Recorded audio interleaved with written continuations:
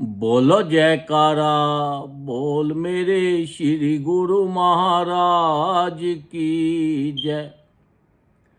सौभाग्यशाली प्रेमी गुरुमुखों, संत महापुरुष जो होते हैं उनकी कब और किसके ऊपर मौज आ जाए ये कुछ नहीं कहा जा सकता।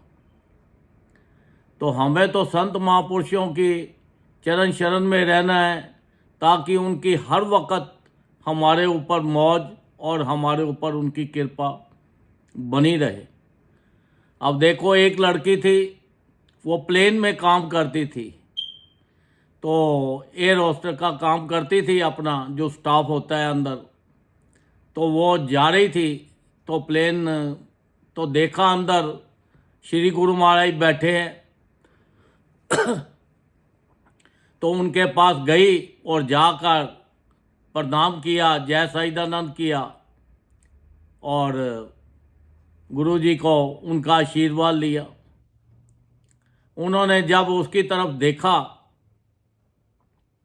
देखा तो चुप रहे।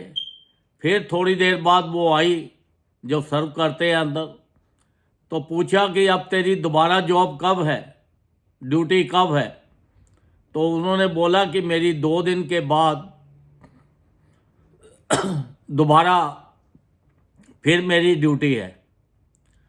तब संत महापुरुषों ने फरमाया कि आप ऐसा करो, छुट्टी ले लो और छुट्टी लेकर दरबार में आओ और वहाँ सेवा करो। अब वो सोच में पड़ गई। उसने कहा गुरु महाराज से, महाराज मेरा जो दूसरी साथी है वो भी छुट्टी पे है, तो मुझे छुट्टी मिलनी बहुत मुश्किल है, मैं क्या करूं। फिर संत महापुरुषों ने फरमाया कि आप छुट्टी ले लो और छुट्टी लेकर दरबार में सेवा करो। अब वो चुप रही, अब बोल तो सकती नहीं थी। अब वो सोचती रही कि अब क्या करूं।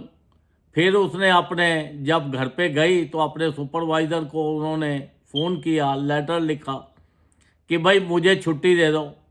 तो सुपरवाइज़र ने भी मना कर दिया। वो कहता है भाई आपको छुट्टी नहीं मिल सकती, क्योंकि आगे ही लोग छुट्टी पे गए हुए हैं, तो बहुत मुश्किल है। अब बड़ा वो सोच में पड़ गई। तो उसने कहा कोई बात नहीं, जब श्री गुरु महाराज जी ने बोला है तो उसने एक लेटर लिख दिया उनको कि भाई मुझे छुट्टी चाहिए, मुझे अर्जेंट काम है। तो उन्होंने बोला ठीक है। अब वो लेटर भेज के तो वो श्री गुरु महाराज दरबार में चली गई, अनंतपुर चली गई और जाकर वहाँ पे वो सेवा करने लगी। जब 3 दिन बीते, जिस दिन उसकी ड्यूटी थी, तो उस दिन जो वो प्लेन में उसने जाना था, तो वो प्लेन सब यात्रियों के साथ और पूरे स्टाफ के साथ वो क्रैश हो गया और सब उसके अंदर सबकी मृत्यु हो गई। तो देखो, संत महापुरुषों को सब पता था, उन्होंने किसके ऊपर कृपा होनी है, कैसे कृपा होनी है, उन्होंने उसको बचाना था। तो उसकी ज़बरदस्ती भी छुट्टी करवा ली। तो देखो, अब जब फिर उसको पता लगा लड़की को कि वो प्लेन क्रैश हो गया, और मन ही मन में सोचने लगी कि देखो संत महापुरुषों ने मेरे ऊपर कितनी अपार कृपा की और मुझे बचा लिया। फिर वो अपना घर बार छोड़ के और अनंतपुर चली गई और वहीं जाके सेवा करने लगी और अपना नाम जपते हुए उसने अपना जीवन बताया।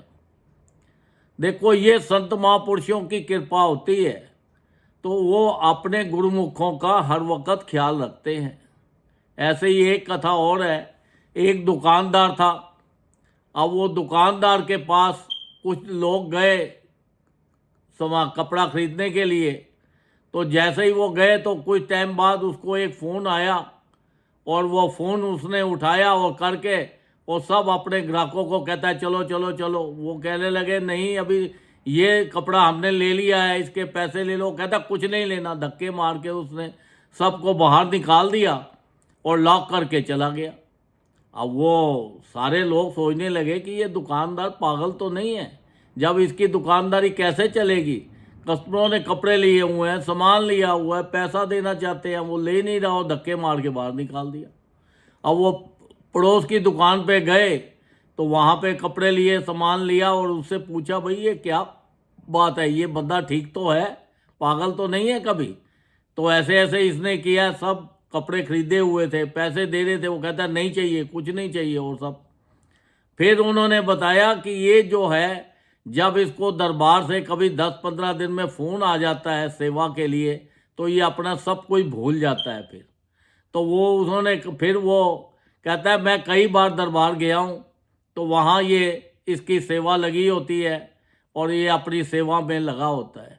देखो, जिसको सेवा करनी है तन से, मन से, अपने धन से, अपनी आत्मा के साथ, सच्चे दिल के साथ, फिर वो ये संसारिक चीज़ों की परवाह नहीं करता।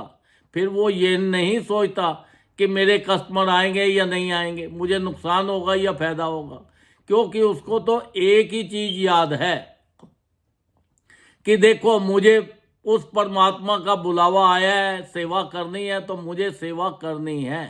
फिर उसके अलावा उसको कुछ नहीं है।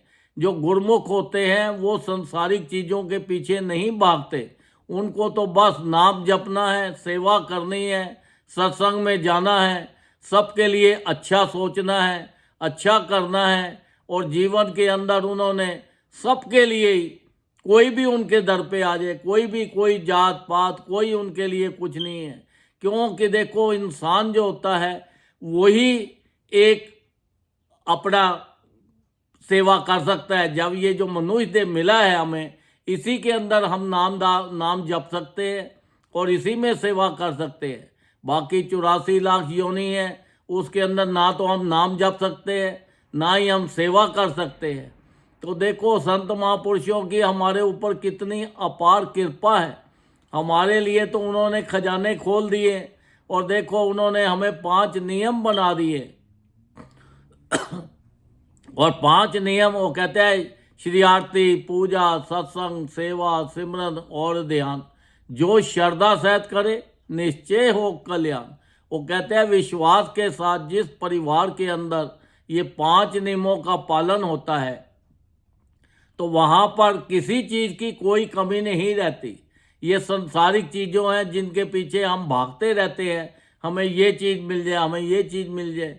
ये सब चीज़ें अपने आप मिलती चली जाती है, हमें मांगने की ज़रूरत नहीं पड़ती, क्योंकि ये 5 नियमों में इतनी ताकत है। इसके साथ सब रिद्धियाँ और सिद्धियाँ इसके साथ लगी हुई हैं। जो हम नाम जपते हैं, भजन करते हैं, तो आप ये सोचो कि साक्षात परमात्मा 24 घंटे हमारे घर पे ही है, हमारे साथ रहते हैं, हमारी कदम कदम पर रक्षा करते हैं और हर तरह से हमारी संभाल करते हैं, हमारा ख्याल रखते हैं। तो शर्त तो एक ही है कि अगर हम नाम जपेंगे, भजन करेंगे, उनके साथ कनेक्शन मिला रहेगा, तभी ये बात बनेगी। अगर हमने नाम तो ले लिया और भजन हम करते नहीं, जब भजन करने लगे तो हमारा ध्यान कभी घर की तरफ चला गया, कभी किसी और जगह चला गया, कभी बिजनेस में चला गया, तो फिर उसका हमें पूरा लाभ तो मिलता नहीं है। तो इसलिए हमें जब भी भजन करें, ध्यान लगाए, हर वक्त बस यही सोचो, उठते बैठते चलते फिरते, कि हमें हमारे साथ, हमारे परमात्मा हमारे साथ है। तो इसलिए उनका ज़्यादा से ज़्यादा भजन करो ताकि जीवन का पूरा पूरा लाभ मिले। अब देखो, संत महापुरुषों ने फरमाया है कि ये कलयुग का वक़्त जा रहा है। ये कलयुग के वक़्त में इंसान का जो मन है ये कंट्रोल में नहीं है। तो इसलिए कि इसको कंट्रोल करने के लिए उन्होंने बोला ज़्यादा नहीं, कम से कम भी 2 घंटे हर रोज़ हर गुरुमुख को भजन करना चाहिए। क्योंकि 2 घंटे अगर कंटिन्यू नहीं बैठ सकते तो 1-1 घंटा करके बैठो, 1-1 घंटा करके नहीं बैठ सकते तो आधा-आधा घंटा करके बैठो। जितना भी हो सके ज़्यादा से ज़्यादा भजन करो। भजन करने का कोई समय नहीं है, कोई टाइम नहीं है, कोई प्लेस नहीं है, कोई जगह नहीं है। आप कहीं पे भी, आप लेट के भी कर सकते हैं, बैठ के भी कर सकते हैं, ट्रैवल कर रहे हो तब भी कर सकते हैं, उठते बैठते चलते फिरते हर वक्त आप अपना ज़्यादा से ज़्यादा भजन करो। आपका ध्यान उस परमात्मा में लगा रहना चाहिए और संसारी काम भी करते रहो। संसारी काम में उलझ मत जाओ। ये मत सोचो कि ये परमानेंट है, ये परमानेंट नहीं है, ये खाली एक टाइम पास है। तो इसलिए इसको जो परमानेंट है वो तो हमारा नाम है, जो हमें संत महापुरुषों ने दिया है। वो हमारा कवच है, वो हर वक्त हमारी रक्षा करता है, हमारे साथ रहता है। हमें तो उस चीज़ को ख्याल रखना है जो हमारी रक्षा करता हो। ये जो संसारिक चीज़ें हैं, कितना भी धन मिल जाए, कितना भी संसार में चीज़ें मिल जाए, इनसे सुख नहीं मिलता। ये तो खाली एक नाम की चीज़ें हैं। अगर कोई चीज़ मिल गई तो थोड़ी देर के लिए हमें खुशी मिल गई तो हमने सोचा वाह भाई वाह, ये तो सुख मिल गया, और वही चीज़ कुछ टाइम बाद दुखदाई हो बन जाती है। तो इसलिए ये संसारिक चीज़ें तो अपने आप आपको मिलती रहेंगी, इनकी तरफ ज़्यादा ध्यान मत दो, और ज़्यादा से ज़्यादा जितना भी हो सके ज़्यादा से ज़्यादा भजन करो, और संत महापुरुषों के बनाए हुए नियमों पे चलो, उनका हुक्म मानो। जितना हम उनका हुक्म मानेंगे, जगह जगह देखो सत्संग आश्रम बने हैं, आश्रमों में जाओ, जाके भजन करो, और सत्संग के जब सुनो तो आपका ध्यान सत्संग के अंदर होना चाहिए, इधर इधर नहीं होना चाहिए, ताकि आपको पूरा पूरा लाभ मिल सके। जब संत महापुरुषों ने हमारे ऊपर इतनी अपार कृपा की है तो हमें भी उसका पूरा पूरा लाभ लेना है, और अपना ये संसार के अंदर अपने संसार के सुख लेते हुए उस सचखंड को जाना है, और जीवन का पूरा पूरा लाभ लेना है, जिससे कि संत महापुरुषों को भी प्रसन्नता हो कि देखो हमारा गुरुमुख है, इसको हमने भजन कर रहा था तो इसका जीवन जो है सफल हो गया। जैसे एक क्लास के अंदर टीचर होता है, उसके 20-25 बच्चे होते हैं, अगर एक बच्चा भी फेल होता हो जाए तो वो टीचर को बहुत अंदर से दुख होता है, उसको खुशी नहीं होती। वो कहता है सभी पास हो गए, ये क्यों फेल हो गया। फेल तो वो अपनी गलती से हो गया, क्योंकि वो पढ़ा ही नहीं, अगर पढ़ता तो वो भी पास हो जाता। तो इसलिए संत महापुरुषों ने हमें नाम दिया है, ज़्यादा से ज़्यादा नाम जप के अपना लोक भी सुखी करें और अपना परलोक भी सुखी करें, और संत महापुरुषों को भी प्रसन्नता हो कि देखो हमारा गुरुमुख है, ये 84 लाख योनि से बच के उस सचखंड को जा रहे हैं। बोलो जयकारा, बोल मेरे श्री गुरु महाराज की जय।